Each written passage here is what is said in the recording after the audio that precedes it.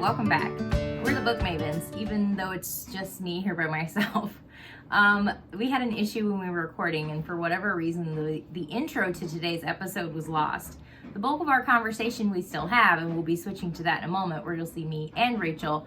But for an intro to this, we are reading Kingdom of Copper, which is the second book in the Daevabaad Trilogy by S.A. Chakraborty. We spent a lot of time world building last episode, so we really don't talk about that very much this time. We just jump into characters and plot lines. So if you're reading along and you haven't finished that book yet, you might want to pause, because we pretty immediately start talking about some of the pretty big twists in this very emotionally filled roller coaster of a book. It's weird. Anyway, Nari is just focused on wanting to make these like small steps forward, these small contributions. But everybody, there was a really great line, I think it was with Ollie, I had marked it, where he basically, you know, he's talking about his father's rule, and he's like, he's so scared of his own people that he just feels the only way he can control them is just to basically keep this tight squeezing, like basically just oppress them into submission, because he's so afraid of his own people. The whole book is just a study in the complexities of power and maintaining power over other people. And it was, we were both independently, as we were reading through this, so stressed out. It was so stressful. It was and you're emotional. frustrated. You're frustrated. It is the most frustrating book. Mm-hmm. It's really well written to get that kind of emotion out of you. I mean, but you just literally, I read it digitally. I just wanted to throw my phone so much. Like, like you're so frustrated with the characters. And then we'll talk about the big baddie. And okay, if you're a mood reader, Rachel's a definite mood reader. Yeah. I was not in the mood for this book this week. This week was a very stressful week at work for me, like lots of moving parts. And then I was to a point in this book where I needed to finish so that we could record, but also I needed to like finish, because there comes a point, and I think you nailed it. It's about 30% from the end where you just can't stop. No. You can't stop, because you just need to know. And I hit that pretty late in the week, and it was, what a ride though. What a ride. This book's, they really take you on an emotional roller coaster. Well, I mean, we're supposed to wait to read Empire of Gold, right? Because we're supposed to be reading it now. The girls we do this read with, no, they're in college and they're overloaded. And so they just can't keep up with that. So I know this. And so when I finished, it was very similar to my experience reading Pierce Brown's, these ones, Red Rising series. I'm like, no, but they're back there. Yay. That when I finished that second book, I had to immediately start the next one, because I had to know how they were possibly like some kind of satisfying like conclusion, at least where I could stop the story. So I had to do that with Kingdom of Copper. I had to pick it up, because I had to know just the way that they end it. And it's not even necessarily that it ends on like a humongous cliffhanger, but it's just like everything with the characters was just too much. So I immediately had to pick it up to just feel like I could breathe a little bit, because I was really tense. And I took the opposite. I had to take a break. She had a cozy. I need a minute. I read a cozy. I read a mystery novel. I went to see a really kind of wonderfully fluffy movie, but like I just needed a minute, because it was a lot. But I also, we're definitely not gonna wait a month. Sorry, ladies. Yeah. We won't talk to you about it. We won't. Don't watch the video. All right, let's talk about, so the surprising, I think I was surprised. This character is the one that surprised me the most in terms of Manyza. Oh, let's talk about Manyza. Devil woman. Wow. She's awful. Wow. She is the kind of nuts. She is a broken individual. Wow. And just no empathy, no compassion. Oof. It is her drive to be in power because of some slight against her people that she is going to punish and here's everyone else. And she is very broken. And it's not like it's this one incident, right? Like so the Gaziri tribe, Ghassan and his father did to Manyza very similar to what they're doing to Nari now. Yeah, she was like prisoner. They use fear and intimidation. This is the kicker, it's not of them. Ghassan punishes other people to keep Nari in line.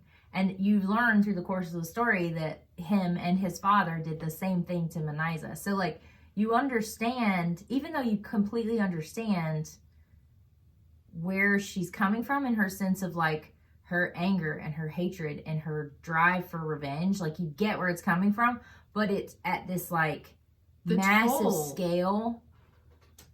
Right. I mean, you're punishing people who had nothing to do with it. It's like, it's not even just punishing those who had done that. Like, I understand her wanting to take Kazan out. Totally understand that. I get it. But to take out most of Daevabaad, like, unbelievable to do that. I mean, there are children, there are people who had nothing to do with what happened to her. It's this whole idea of just punishing an entire people, generations having to suffer for what one generation did. I can never understand that level of hatred. What gets me, she doesn't even fully understand the consequences. So she basically makes this, like, she makes this poison that works like a mist, right? It mists through the air, and that it basically attacks just this tribe, right? Like, because not the Devas, not the Devas, not even the Shafid, I don't think, because it attacks the relics that you wear, right? And that's a Gaziri thing. Yeah. So basically, that's how it, like, I hate to say chooses its victims, but that's what makes you susceptible. That's how the poison gets into your system. And then it just kills you. And then, like, but here's the thing. She, like, tested it on these, like, two scouts that they had found. And then Dada comes to her later and he's like, it's just like rolling across the desert. When does it end? And she goes, I don't know. And I'm like, what? But what she does is just so awful. Like, we find out that she's had, this long-standing romantic relationship with Kava, right? So, they're working together. He's like her spy in here, and she's been living in the desert this whole time, alive. And surprise. Although, let me say again, in her, like, I mean, in order to sell her story, she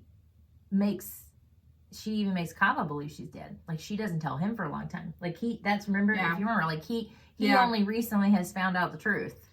So but this whole thing, like, Jemshid is her and Kava's son. And, but everything that she talks about in terms of being emotional, like, we have this theory that Manaisa is not Nari's mother. She doesn't seem very concerned with her safety, except just to have control over her, right? Especially compared to Jamshid. But it's very different. Like, it's very different the way that she talks about Jamshid, and I agree. So do we think, like, Nari perhaps was her brother who was murdered, her brother's child? Because she does confirm that Nari is Shafi, which means she's part human.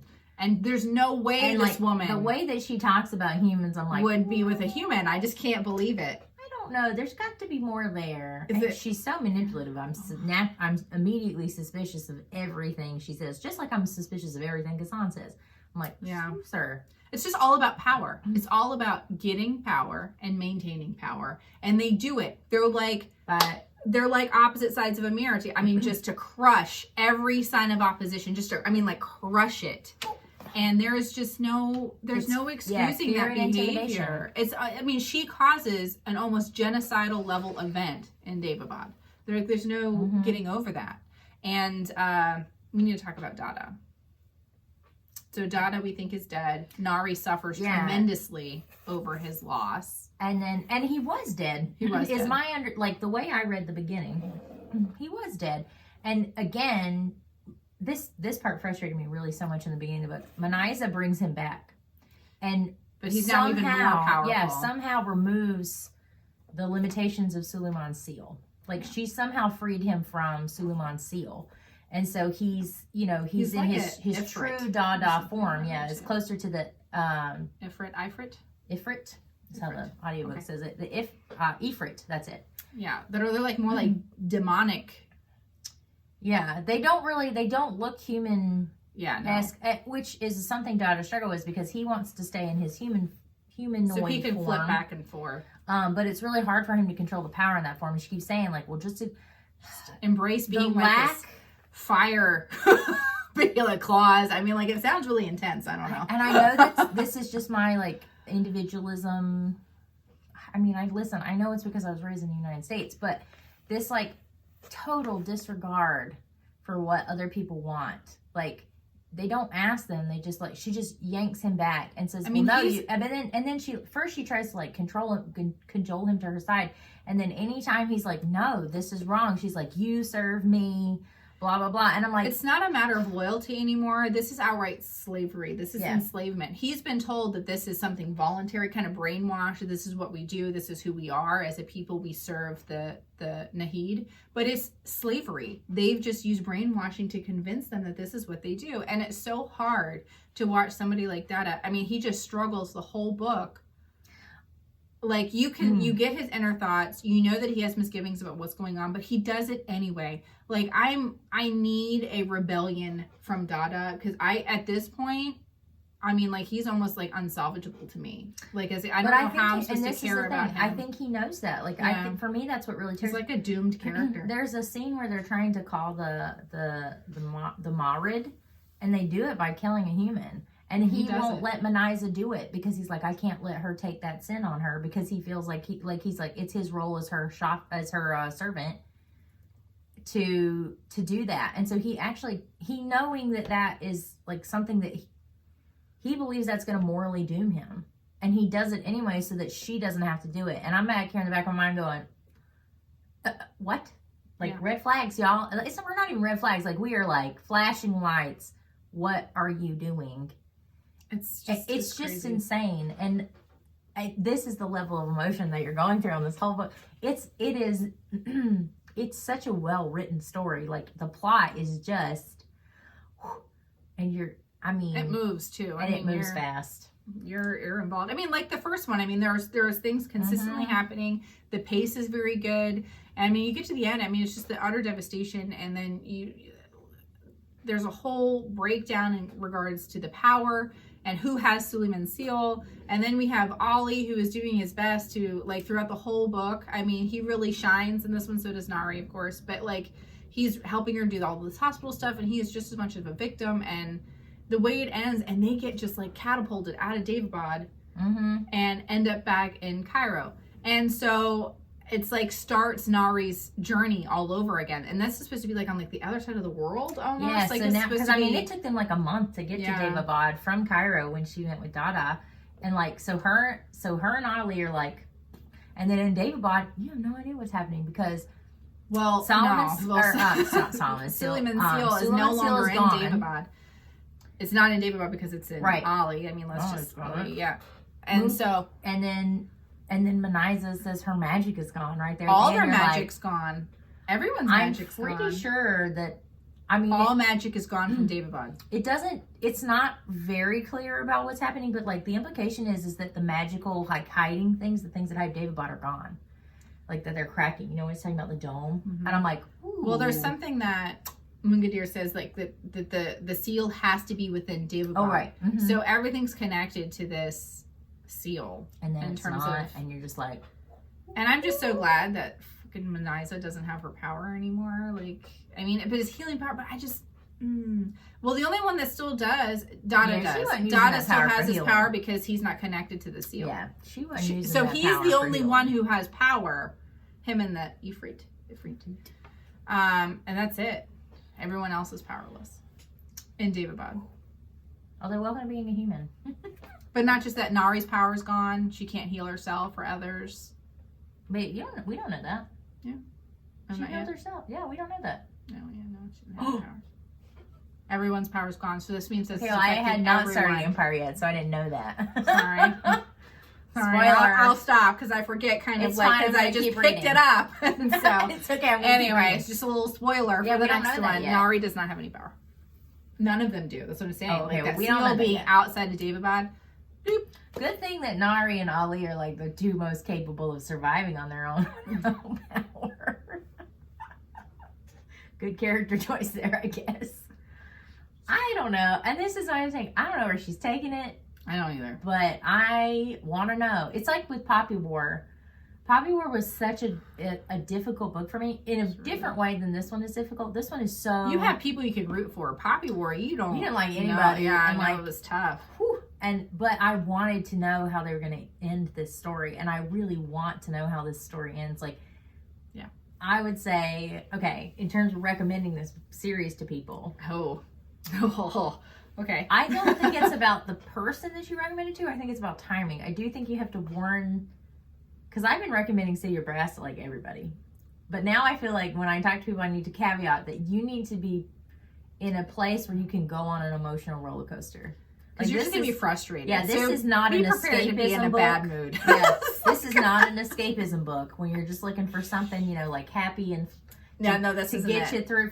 That you need to be prepared to feel some feels, particularly frustration. Well, what's nice about it is that it's a finished trilogy. So, I mean, you can go pick it up. I cannot even imagine if I had read these two books in real time, and then because they must have been huge. I actually didn't look at the published dates on these or anything, but they must have been massive undertakings for Chakravorty. Like, I can't imagine having tried to read these in real time. I would have just been devastated. I don't know how fast she published, but let me see for City of Brass. I want to say these came out pretty quick, but 2017. Kingdom of Copper came out in 2018. So she released them within a year. Of each other. Which is not too bad. That's actually, I'm very impressed by that. I mean, you look at like George R.R. Martin, it's been like 11 years or something ridiculous since the last book came out. I mean, like something outrageous. Listen, I don't write books, so, you know, I try not to judge too harshly, although I am also that person who with my favorite authors are like, gosh, a book a year? Come on. Well, there are a lot of people, especially for fantasy, when you have kind of at least like trilogies or longer series of books that will wait to pick one up until it's completed, because people tend to want to read things back to back. When you talk about building complex magic systems and world building, like there's a lot of detail and you want to have all of that fresh. So it can be really difficult for people to kind of, you know, especially people who have extensive TBRs and they have a lot of books they want to get to, that whenever the next book comes out, that they have to set aside what they're doing and go back and reread these very dense, complex books before they can pick up the next one. And it's just can be kind of a time suck. So I think some people just like to be able to sit down and just really immerse themselves and then be done and then to be able to move on. So I'm glad that we get to do that with this one. Side note, I did read the second Crescent City book. I will not say any spoilers, but I'm just going to say that it ends where you want to be able to see what's going to happen next. And now I have to wait. And I'm not happy about that because I want to know.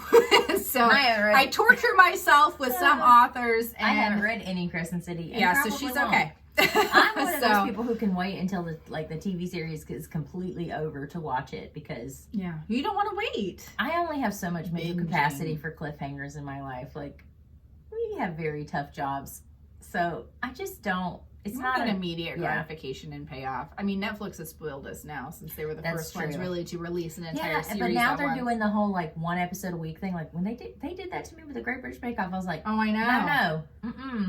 No. Do not like. You want to like plan your Saturday around just the whole being in there, and like I took that away from you. Well, that instant gratification. Here we are. Yeah. All right, so that'll take us out. All right, so next week we are engaging in our Mystery March month. Amanda is very excited, and the first book we're going to be talking about is Agatha Christie's And Then There Were None. So Amanda picked this book. This is one of her favorites. It is. So because it's a standalone, unlike Agatha Christie's kind of long-running detective stories. So she was very, very excited for me to read this. And so next week we will be discussing And Then There Were None. So like and subscribe, and please leave some comments down below if you have finished City of Brass and that trilogy. Just give us, like, on a scale of 1 to 10, how emotionally devastated we're going to be reading the third book, Empire of Gold. So yeah, just 1 to 10, scale it. 1 being no, you'll be fine, and 10 just I'm gonna need time alone. We're gonna need time alone. So anyway, like I said, like and subscribe, and we will see you next week for Mystery March. Bye.